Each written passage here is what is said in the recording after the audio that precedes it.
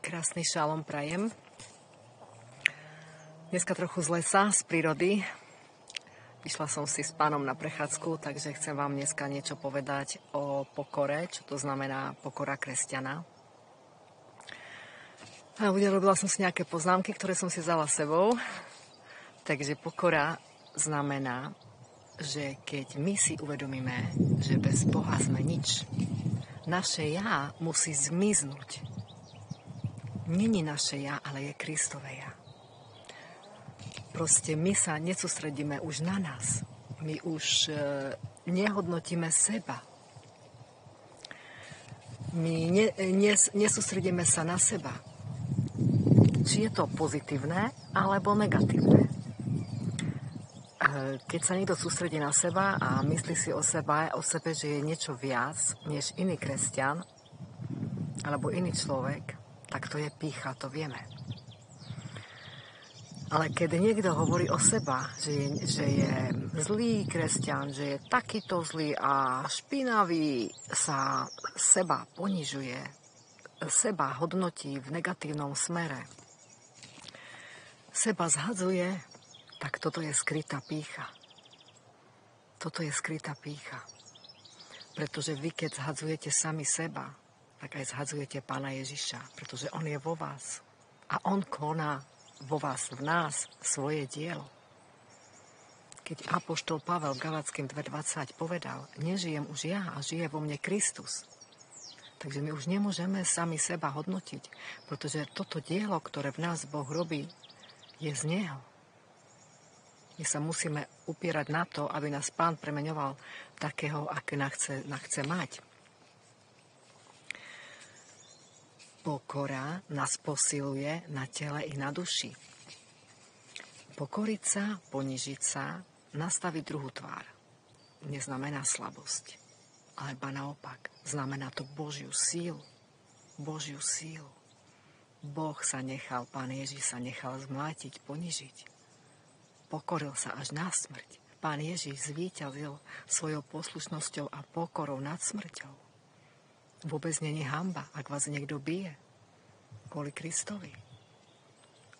Tak, a vy sa necháte, tak toto je vtedy tá Božia sila. Božia sila. Nezačneš prskať, nezačneš sa neviem čo vstekať, alebo čo, že ťa niekto dá polícii, alebo čokoľvek. Kvôli Pánovi ti nadáva. Jednoducho. Si tichu, nechá sa. Proste si pokorný. To je úžasné. Ježiš bol ničím, aby bol otec všetkým. Čím viac sa pokorujeme, tým viac sa prejavuje v nás Božia síla. Tým viac môže Boh s nami jednať. A pokornými nás učiní iba Ježiš. My nič sami od seba nedokážeme. Nič. Pretože Biblia hovorí, nič nie je z nás, ale z Boha, aby sa niekto nechválil.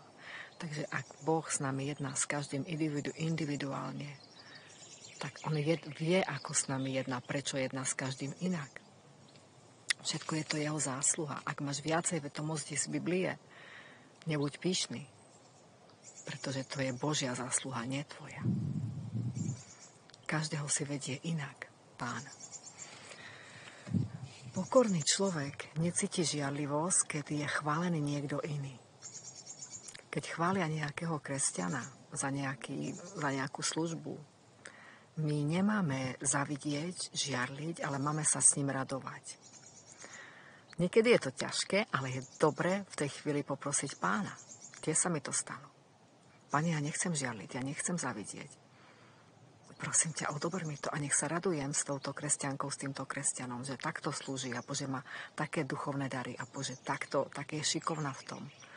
Nedovolí, aby sa vo mne zbudila žiarlivosť. Vykoren to, odober to odo mňa. Daj mi radovať sa z toho, že tento kresťan takto ti slúži, alebo má takéto dary rôzne. A keď chvália iného, Biblia nezakazuje, aby sme pochváliť iného, naopak hovorí, nech vás iní chvália, ale ten, ktorý je chválený, ten musí to predať Pánovi tú chválu. Ako keď napríklad mne niekto povie, že že mám požehnané videá, alebo že tie videá proste sú dobré, že sú prínosom, že vďaka za tvoje videá, tak ja poviem, to není moja zásluha. To je všetko z Boha. Boh ma takto vedie. Ja bez Boha nenatáčam videá. Ja som povedala Bohu, ak mám natáčať videá z tela, tak to odmietam, nenatáčam. Iba z tvojho ducha. Tak ja poviem, to není zo mňa. To je vedenie Ducha Svätého. Ja by som to nedokázala takto. Nikdy. Bez vedenia Boha nič. Ja keď idem natáčať videjko, tak niekedy, ja sa vždycky modlím, naplň ma Otče nebeský Duchom Svätým na túto nahrávku. Veď ma Duchu Svätý, ja bez teba nedokážem nič, ani nechcem. Niekedy sa mu to musím rozdýchávať dneska trošku. Proste niekedy ja chodím po byte, modlím sa ešte, Pane, neviem, ako mám začať, prosím ťa, ja to bez teba nedám, tak ma veď. A my niekedy poviem, no začni, neboj sa. Začíname v tele a potom to prevezme Duch Svätý. Takže všetko je zásluha Ducha Svätého. A pokora je aj vtedy, keď si vypočujeme kritiku na seba a neprskáme okolo seba, ale príjmeme to. A vtedy je to úžasná pokora. Najmenší pokorný je duchovne veľký, keď si prečítate v Lukášovi 9:48. Ten, ktorý je maličký, pokorný, tichý, je duchovne najväčší. Aleluja. A po Filipským 2:3 máme napísané, v pokore pokladajte iných za vyšších od seba. Každého jedného kresťana máme v pokore pokladať za vyšších od seba. Či je v Pánovi mesiac, alebo či je v Pánovi 50 rokov. Pokorné srdce nesie ovocie Ducha Svätého z Galackým 5:22. Miernosť, láskavosť, hovievavosť, dobrota, sebaovládanie, trpezlivosť a tak ďalej. Milovaní bratia a sestry, pokorme sa pod mocnou Božou rukou a on nás pravý čas povýši. Zoberte si Izraelitov na púšti. Keby Izraeliti sa pokorili pred Bohom na púšti, oni by prešli púšť za 3 mesiace. Ale tým, že stále reptali, proste stále boli nespokojní. Neboli pokorní, poslušní. Prechádzali 40 rokov a to nevošli do zasľúbenej zeme, pretože kvôli tomu tam nevošli. Takisto aj dĺžku skúšky určujeme my. Ak prechádzame skúškou, buďme pokorní, poslušní. A prejde tá skúška rýchle.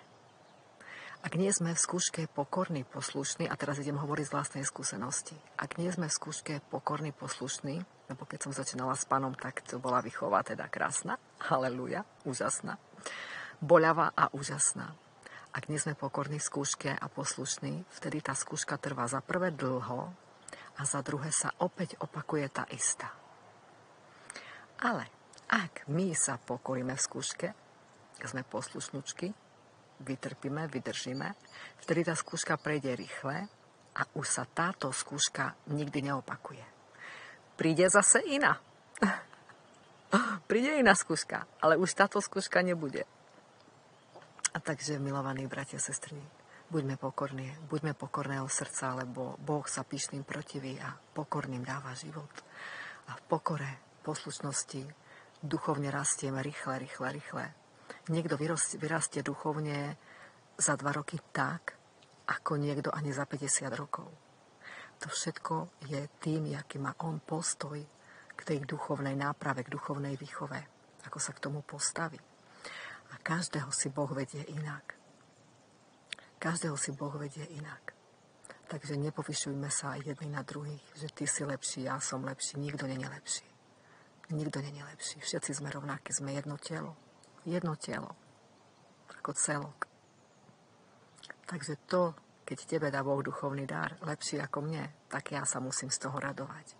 A ak to tak nie je, tak ho poprosím, Pane, prosím ťa, nech sa radujem, že tento bráček, sestra má lepší duchovný dar, že je šikovnejšia, že má lepší talent.